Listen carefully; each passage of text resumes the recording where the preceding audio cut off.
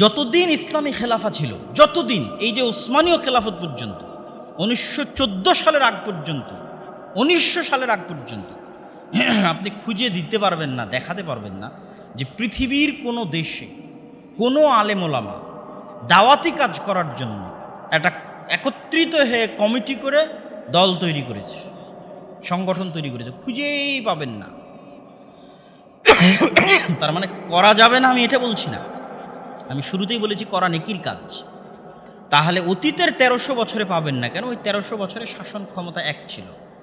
তখন মানুষ এটা কল্পনাও করতো না যে শাসন ক্ষমতা থাকতে জামাতবদ্ধ জীবনযাপনের জন্য আমাকে আলাদা কিছু করতে হবে, শাসন ক্ষমতা থাকতে জামাতবদ্ধ জীবনযাপনের জন্য আমাকে আরেকজনের হাতে কাছে যেতে হবে এবং তাকে নেতা মানতে হবে। এটা কল্পনার বাইরে, আউট অফ সেন্স। আমরা কত বড় বেদাতে লিপ্ত আছি যে যেটা সালাফি সালেহিনরা কল্পনাও করতো না, খুঁজেও পাবেন না যে আহমদ বিন হাম্বাল কখনো বলেছে যে এখনকার খলিফা তো কোরআনকে আল্লাহর বাণী মানে না, আল্লাহর সৃষ্টি মানে, অতএব আসো তোমরা সব, আমি হচ্ছি তোমাদের রাষ্ট্রনেতা, আমি জামাতের ঘোষণা দিলাম, এরা সব জামাত বিচ্ছিন্ন, যে আমার সাথে থাকবে এরা সব জামাতবদ্ধ।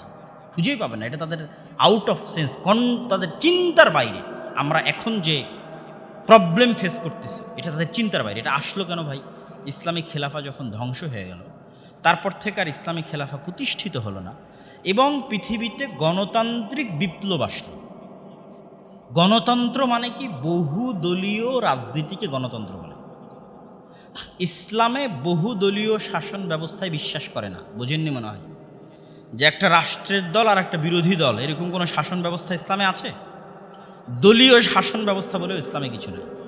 ইসলামে আছে খলিফা, আর খলিফার সাথে শুরা, দেশের বড় বড় জ্ঞানী মানুষ নিয়ে উনি শুরা করে পরামর্শ করে দেশ পরিচালনা করবে, এবং যতদিন উনি হকের উপর আছে ওনাকে কেউ সরাতে পারবে না।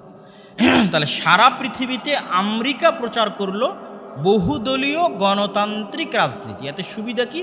যখন যে দলকে ব্যবহার করা প্রয়োজন তখন সে দলকে ব্যবহার করতে পারবে। এক দলকে 5 বছর পর ওকে আবার পরিবর্তন করার আমার জন্য চান্স আছে, তো কিন্তু ফেলে দিলাম, এটা কর নাহলে ফেলে দিলাম। তখন ভয় বলবে ঠিক আছে আমি এটা করতেছি, আমাকে আরও 5 বছর সুযোগ দেন। তথা প্রতি 5 বছর পর আপনাকে পাল্টানোর আমার কাছে চান্স আছে। এই চান্স কে ছাড়ে? বিশ্ব মোড়ল কোনোদিন ছাড়বে এত বড় চান্স? এই জন্য বিশ্ব মোড়ল চাইবে সব জায়গায় গণতন্ত্র চলুক, 2-3টা করে দল থাক, যখন যে দলকে আমি চাইবো কিনে নিব আর ক্ষমতায় বসিয়ে দেব। এই বহুদলীয় গণতন্ত্র যখন আসলো তখন মুসলমানেরাও দেখলো যে আমরাই গণতান্ত্রিক বিশ্বে যদি টিকে থাকতে চাই, যেখানে এক দল আর এক দলের সাথে মারামারি করতেছে, দলীয় কার্যক্রম চলতেছে, এখানে দলীয় কার্যক্রম ছাড়া, সাংগঠনিক কার্যক্রম ছাড়া সরকারকে চাপে ফেলা যায় না, সরকারকে কিছু বলা যায় না, তাহলে আমরা কি করব? চলো আমরাও দল সংগঠন করি। কথা কি আমার বুঝতে পেরেছেন? ইসলামিক খেলাফত চালু থাকা পর্যন্ত এটা আলেম ওলামাদের চিন্তার বাইরে ছিল। ইসলামিক খেলাফত পতনের পর এই গণতান্ত্রিক রাজনীতির প্রভাবে প্রভাবিত হয়ে সর্বপ্রথম যারা দায়িত্ব নিল এই কাজগুলো, ইখওয়ানুল মুসলিমিনের মতো যে সমস্ত দল ছিল তারা, তারপরে আরও বিভিন্ন দেশে বিভিন্ন অঞ্চলে সব বিভিন্ন রকমের দল এবং সংগঠনের উত্থান ঘটল। গণতান্ত্রিক রাজনীতিতে গণতান্ত্রিক দেশে নিজেদের দাবি দাওয়া তুলে ধরে সরকারকে মানানোর জন্য। এর বাইরে দাওয়াতি কাজের জন্য এই ধরনের সেন্স অতীতের আলেম ওলামা এবং অতীতের সালাফে সালেহিনদের মধ্যে কোনো দিন ছিল না। তাহলে আপনাকে সমস্যাটা বুঝতে হবে যে এই সমস্যার কারণে এটা তৈরি হয়েছে এবং এটা যুগের চাহিদা। আগে এরকম বড় মাদ্রাসা ছিল না, কিন্তু যুগের চাহিদায় এরকম বড় মাদ্রাসা হচ্ছে। আগে এরকম সিলেবাস ছিল না, কিন্তু যুগের চাহিদায় এরকম সিলেবাস হচ্ছে। তাহলে যুগের চাহিদায় আমাকে ওই কাজটা করতে হয়েছে। তাহলে ওই কাজটা যদি আমি আল্লাহর সন্তুষ্টির জন্য করি এবং এই উল্টাপাল্টা কাজগুলো যদি না করি, যে আমার সাথে থাকলে তুমি জামাতবদ্ধ, আমার সাথে না থাকলে জাহিলিয়াতের মৃত্যুই, আল্লাহর নবীর হাদিসগুলো নিজের সাথে লাগানো, কিতাবুল ইমারা যে আনুগত্যের হাদিসগুলো সেগুলো নিজের সাথে লাগানো, এই ধরনের যে রাসূলের হাদিসের বিকৃতি, কাজগুলো যদি আমরা না করি, তাহলে আপনি ফাউন্ডেশন করেন, আপনি মাদ্রাসা করেন, আপনি লাইব্রেরি করেন, আপনি দল তৈরি করেন, আপনি সংগঠন তৈরি করেন, সবই সমান এবং সবই এক এবং সবই ওসিলাতুম মিন ওয়াসাইলিদ দাওয়াহ, দাওয়াতি কাজের মাধ্যম। এই জিনিসগুলো মেনে যদি আমিও বলি যে আসেন আজকে আমরা 10 জন 15 জন মিলে একটা দাওয়াতি কাজ করি, যেমন জামিয়া সালাফিয়াতে একজনে চলে না, 10 জন 15 জন মিলে চলে। একটা ফাউন্ডেশন তো আর একজনে চলে না, 10 জন 15 জন মিলে চলে। যদি এই শর্তগুলো বাস্তবায়ন করা যায় তাহলে তখন মাদ্রাসার সাথে, ফাউন্ডেশনের সাথে, দলের সাথে, সংগঠনের সাথে, একটা লাইব্রেরির সাথে কোনো পার্থক্য থাকবে না। এগুলো সবগুলো কি ভাই? ফাউন্ডেশন কি, মাদ্রাসা কি, দল কি, সংগঠন কি, একটা লাইব্রেরি কি, ওয়াসিলাতুম মিন ওয়াসাইলিদ দাওয়াহ, এগুলো সবই দাওয়াতি কাজ করার একটা মাধ্যম। কথা কি আমার বুঝতে পারছেন? এগুলো প্রত্যেকটাই যদি এই জিনিসগুলো বাধ্য না করে মানুষকে, যে কেউ, তাহলে এগুলোর মধ্যে কোনো পার্থক্য নাই। এগুলোর যে যেটার মাধ্যমে পারবে করবে, ও নেকি অর্জন করবে। এবং আপনাদেরকে আরও একটা জিনিস বলে যাই, ঐক্যবদ্ধ হওয়া। আমাদের অনেকেই বলে যে ঐক্যবদ্ধ কেন হচ্ছে না, ঐক্যবদ্ধ হওয়ার মূলনীতি কি?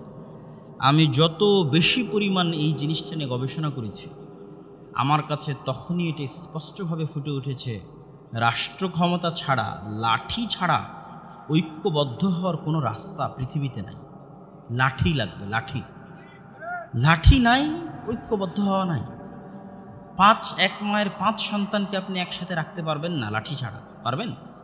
যদি আপনার কাছে রাষ্ট্র ক্ষমতা থাকে, লাঠি থাকে, তবেই পারবেন। লাঠি এবং রাষ্ট্র ক্ষমতা না থাকলে পারবেন না। এবং এই মূলনীতি, লাঠি নাই, রাষ্ট্র ক্ষমতা নাই, তারপরও ঐক্যবদ্ধ হতে হবে, এটা সালাফদের যুগে ছিলই না। আয়েশা রাদিয়াল্লাহু তাআলা আনহা তার ঘরে বসে দার্স দিচ্ছেন, আবু হুরায়রা মসজিদে নববীতে দার্স দিচ্ছেন, আনাস বিন মালিক বসরায় দার্স দিচ্ছেন, আব্দুল্লাহ বিন আব্বাস মক্কায় দার্স দিচ্ছেন, আব্দুল্লাহ বিন আমর ইবনুল আস মিশরে দার্স দিচ্ছেন, আব্দুল্লাহ বিন মাসউদ কুফায় দার্স দিচ্ছেন। এক একজনের ফতোয়া এক রকম। তো এনারা কি বিচ্ছিন্ন না ঐক্যবদ্ধ? বলেন কেন ঐক্যবদ্ধ, বলেন তো? জি,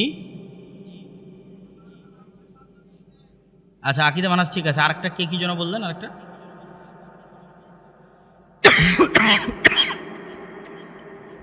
এক রাষ্ট্রীয় ক্ষমতার অধীনে তারা জীবনযাপন করছে। বুঝেননি মনে হয়? ওমর রাদিয়াল্লাহু তাআলা আনহু খলিফাতুল মুসলিমিন, আবু বকর খলিফাতুল মুসলিমিন, উসমান খলিফাতুল মুসলিমিন, আলী খলিফাতুল মুসলিমিন।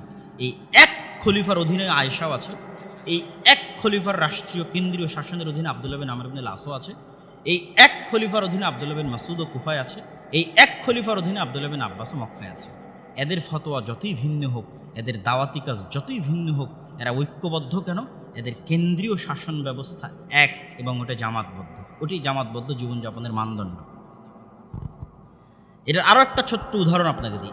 আবু বকর রাদিয়াল্লাহু তাআলা আনহু যখন যাকাত অনাদায়কারীদের বিরুদ্ধে যুদ্ধ ঘোষণা করলেন, ওমর রাদিয়াল্লাহু তাআলা আনহু বললেন, এরা তো সব কালেমা পড়েছে, কেন এদের হত্যা করবেন? আবু বকর রাদিয়াল্লাহু তাআলা আনহু বললেন, এরা যদি ওই রশিও না দেয় উটের, তো ওই রশির জন্য এদের হত্যা করবো, আমি যুদ্ধ করব। কেন? আবু বকর হচ্ছে খলিফাতুল মুসলিমিন, উনি এক খলিফা হিসেবে তার অধীনে রাষ্ট্র চালাচ্ছে। এই খলিফার আনুগত্য যে করবে না, ওর জন্য এবার আল্লাহ রাসূল বলছেন এই হাদিসগুলো। খালি এই হাদিসগুলো শুনেন, এই আগের হাদিসগুলো মিলান আর এই হাদিসগুলো মিলান, যে এই হাদিসগুলো রাসূল সাল্লাল্লাহু আলাইহি ওয়াসাল্লাম এই খলিফার জন্য বলতেছেন। ইন্নামাল ইমামু জুন্নাতুন ইউকাতালু মিন ওয়ারাইহি, রাষ্ট্রের নেতা, ইমাম হচ্ছে ঢাল, তার পিছনে থেকে জিহাদ করতে হবে। রাষ্ট্রনেতা না থাকলে জিহাদ হবে না। তাসমা তুতি, রাষ্ট্রের নেতার আনুগত্য করো। ওয়াইন জুরিবা জাহরুক, যদিও সে তোমার পিটায়, ওয়াও খিদা মালুক, তোমার মাল কেড়ে নেয়, তবুও তুমি তার অনুসরণ করো। মান আতাকুম ও আমরুকুন জামিয়া, তোমাদের মধ্যে একজন নেতা আছে, রাষ্ট্রনেতা, এমত অবস্থায় কেউ যদি এসে তোমাদের মধ্যে ফাটল তৈরি করতে চায়, তাহলে ওই আরেকজনকে তোমরা হত্যা করো। ইদা বুইআলি খলিফাতাইন, যদি একই সাথে দুইজন খলিফা, দুইজন আমিরের দাবি করে, আরেকজন খলিফা আরেকজন আমিরকে হত্যা করো। রাসূল সাল্লাল্লাহু আলাইহি ওয়াসাল্লাম বলছেন, মান কারিহা, কেউ যদি তার রাষ্ট্রনেতার পক্ষ থেকে অপছন্দনীয় কিছু দেখে, ফালিয়াসবির, সে যেন ধৈর্য ধারণ করে। ফা ইন্না লাইসা আহাদুম মিনান নাসি খারাজা মিনাস সুলতানি শিবরান, কেননা মানুষের মধ্যে কেউ যদি কেন্দ্রীয় শাসন ব্যবস্থা থেকে 1 বিঘত পরিমাণ বের হয়ে যায়, ফামাতা আলাইহি, তাহলে কেন্দ্রীয় শাসন ব্যবস্থা থেকে 1 বিঘত বের হয়ে গেল, ও জাহিলিয়াতের মৃত্যুবরণ করবে। মান আতা আমিরি, যে ব্যক্তি রাষ্ট্রের নেতা খলিফার অনুসরণ করবে, ফাকাদ আতা আনি, সে আমার অনুসরণ করবে। অমান আসা, আর যে নেতা রাষ্ট্রের খলিফার অনুসরণ করবে না, সে আমার অনুসরণ করবে না। কত হাদিস নেবেন, কিতাবুল ইমারা, সহিহ মুসলিম অধ্যায়গুলো সব কিতাবুল ইমারায় আছে। আর আগের হাদিসগুলো তো পড়লেনি। জামাতবদ্ধ নাই যে তাকে হত্যা করা যাবে, জামাতবদ্ধ নাই যে সে জাহিলিয়াতের মৃত্যু হবে। তাহলে এখন আবু বকর রাদিয়াল্লাহু তাআলা বলছে তোমাদের যাকাত আমার কাছে দিতে হবে। এখন কেউ যদি বলে আমি আপনার কাছে দিব না, তাহলে ও কি হয়ে গেল? বলেন তো কি হয়ে গেল? জামাত বিচ্ছিন্ন হয়ে গেল। কি হয়ে গেল? জামাত বিচ্ছিন্ন হয়ে গেল। ও খারিজি। ভাই, আমরা খারিজি বলি কেন? খারিজি মানে খারেজ আনিল জামা, জামাত থেকে বের হয়ে গেছে। খারিজি মানে খারেজ আনিল জামা, জামাত থেকে বের হয়ে গেছে।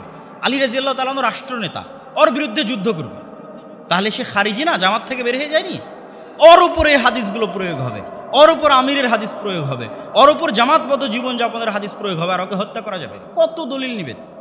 কিন্তু ওই যে ভিন্ন ভিন্ন ফতোয়া দিচ্ছে, ভিন্ন ভিন্ন দাওয়াতি কাজ করছে, এরা সব ঐক্যবদ্ধ আছে।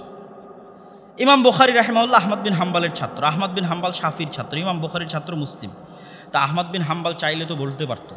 আহমদ বিন হাম্বালের আর এক ছাত্র ইমাম আবু দাউদ, আবু দাউদ, বুখারী, মুসলিম, তোমরা সব আমার মাদ্রাসায় দার্স দিবা, আমি যে মসজিদে দার্স দিচ্ছি এখানেই দার্স দিতে হবে, এখানে যদি দার্স না দাও তাহলে তোমরা বিচ্ছিন্ন। বুঝেননি মনে হয় আমার কথা?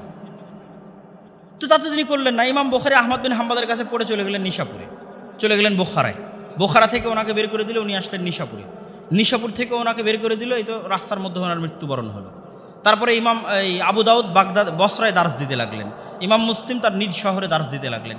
যে যার মতো সেখানে দার্স দিচ্ছে, এবং এক একজনের সাথে আরেকজনের মতভেদও হচ্ছে, কিন্তু তারপরেও ওরা জামাতবদ্ধ আছে। কেন জামাতবদ্ধ আছে বলেন তো? এক কেন্দ্রীয় খলিফা শাসন ব্যবস্থার অধীনে আহমদ বিন হাম্বলও জীবনযাপন করতেছে, ইমাম বুখারীও জীবনযাপন করতেছে, ইমাম মুসলিমও জীবনযাপন করতেছে, ওরা সব ঐক্যবদ্ধ। রাষ্ট্রের বাইরে, লাঠির বাইরে ঐক্যবদ্ধ হওয়ার কোনো থিওরি ইসলামে এখন পর্যন্ত দলিলের আলোকে কেউ খুঁজে দিতে পারবে না, বাস্তবে সম্ভাবনাও হবে না, সম্ভব নয়, অসম্ভব। বরং কি হবে? ঐক্যবদ্ধ কি? আপনি আকীদা এবং মানহাজ এক, আপনি আরেকজনের বিরুদ্ধে মারামারি করছেন না, আরেকজনকে গালিগালাজ করছেন না, আরেকজনকে ছোট করছেন না, তাহলেই আপনি এক রাষ্ট্রীয় ব্যবস্থার অধীনে থাকার জন্য ঐক্যবদ্ধই আছেন, জামাতবদ্ধই আছেন। আর 5 ওয়াক্ত সালাতে মসজিদে যাচ্ছেন, জামাতবদ্ধই আছেন। আমি আমার বক্তব্য সারমর্ম করে শেষ করে দিচ্ছি। প্রথম বক্তব্য হচ্ছে, জামাতবদ্ধ জীবনযাপন কি আমাকে বুঝতে হবে। জামাতবদ্ধ জীবনযাপন বুঝার জন্য আল্লাহর নবী যা বলেছে এটা কার ওপর প্রয়োগ করা যাবে দেখতে হবে। যদি আপনি এই ধরনের কিছুর উপর প্রয়োগ করেন, ফাউন্ডেশন, মাদ্রাসা, সংস্থা, দল, সংগঠন, তাহলে দুনিয়ার সব মুসলমান কাফের হয়ে যাবে, সব মুসলমান হত্যার যোগ্য হয়ে যাবে। আর এইরকম একটা ফরজ বিধান বাস্তবায়নের জন্য আমাকে মানুষের গঠনতন্ত্রের কাছে, মানুষের স্বাক্ষরের কাছে, মানুষের ফরমের কাছে আমাকে অধীনস্থ হতে হবে, যেটা ইসলাম দ্বারা যৌক্তিক নয়। তাহলে আমি জামাতবদ্ধ জীবনযাপন থাকবো কীভাবে? 5 ওয়াক্ত সালাতের মাধ্যমে জামাতবদ্ধ জীবনযাপন থাকবো। আর আমি রাষ্ট্রের আনুগত্যের মাধ্যমে জামাতবদ্ধ জীবনযাপন থাকবো, ফাসেক রাষ্ট্র হোক, পরিপূর্ণ ইসলামী খেলাফা হোক। এবং এই হাদিসগুলোকে, জামাতবদ্ধ জীবনযাপনের হাদিসগুলোকে, নেতার আনুগত্যের, খালিফার আনুগত্যের, আমিরের আনুগত্যের হাদিসগুলোকে জামাতবদ্ধ জীবনযাপনের জন্য, 5 ওয়াক্ত সালাতের জন্য, রাষ্ট্রের আনুগত্যের জন্য প্রয়োগ করব, অন্য কোথাও প্রয়োগ করব না। তাহলে এপারে কি হবে? তাহলে এপারে এই শর্তগুলো বাদ দিয়ে আপনি মাদ্রাসা করেন, ফাউন্ডেশন করেন, সংস্থা করেন, দল করেন, সংগঠন করেন, 10 জন মিলে আপনার এলাকায় একটা লাইব্রেরি করেন, 5 জন মিলে আরেকটা এলাকায় একটা জালসা করেন। কোনো কাজই একাই সম্ভব নয়, 5-10 জন মিলে করতে হবে। এগুলো সবগুলোর মধ্যে যদি আপনি এই উল্টাপাল্টা হাদিসের বিকৃতি না করেন, তাহলে এগুলো সবই সঠিক নিয়তের সাথে করলে, পরস্পরের মধ্যে বিদ্বেষ না রাখলে, নিজেরটাকেই একমাত্র ফেরকায় নাজিয়া দাবি না করলে, এগুলো কাজের মধ্যে নেকি আছে, যেমন আমরা করছি, যেমন অন্যরা করছে। সুতরাং আমরা কারো বিরোধী নই, এবং আমরা কারো শত্রু নই, এবং আমরা কারো বিরোধিতাও করিনি। আমরা জাস্ট কোরআন এবং হাদিসের আলোকে যেটা সঠিক মাসালা, সেটা তুলে ধরার চেষ্টা করেছি, যে কি সমস্যা তৈরি হয়েছে এবং সেই সমস্যা এক্সাক্ট কোথায়, সেটার সমাধান কি। এই এক্সাক্ট সমস্যা তুলে ধরে এক্সাক্ট সমাধানও আজকের আলোচনায় বলে দিলাম। যারা পরবর্তীতে আলোচনা দেখবেন, অনলাইনে দেখবেন, মিডিয়ায় দেখবেন, যে যেখান থেকে দেখেন, আমি সকলকে অন্তরের অন্তঃস্থল থেকে অনুরোধ করব, আপনারা কখনোই এই বক্তব্যটাকে আপনার নিজের বিরুদ্ধে নেবেন না, তবে কি নেবেন কোরআন এবং হাদিসের ব্যাখ্যা হিসেবে। এটা হচ্ছে ইলমের আমানত। আমি যেটা জানি, যেটা সঠিক মনে করছি, এটা বলে দেওয়া আমার ওপর ফরজ। বড় বড় আলেম ওলামা যেটাকে সঠিক মনে করছে, এটা বলা আমার ওপর ফরজ। সেই ফরজ বিধান পালন করতে গিয়ে হাজার হাজার মানুষকে এই হাদিসগুলো দিয়ে পথভ্রষ্ট করা হচ্ছে, এই হাদিসের বিকৃতি করা হচ্ছে।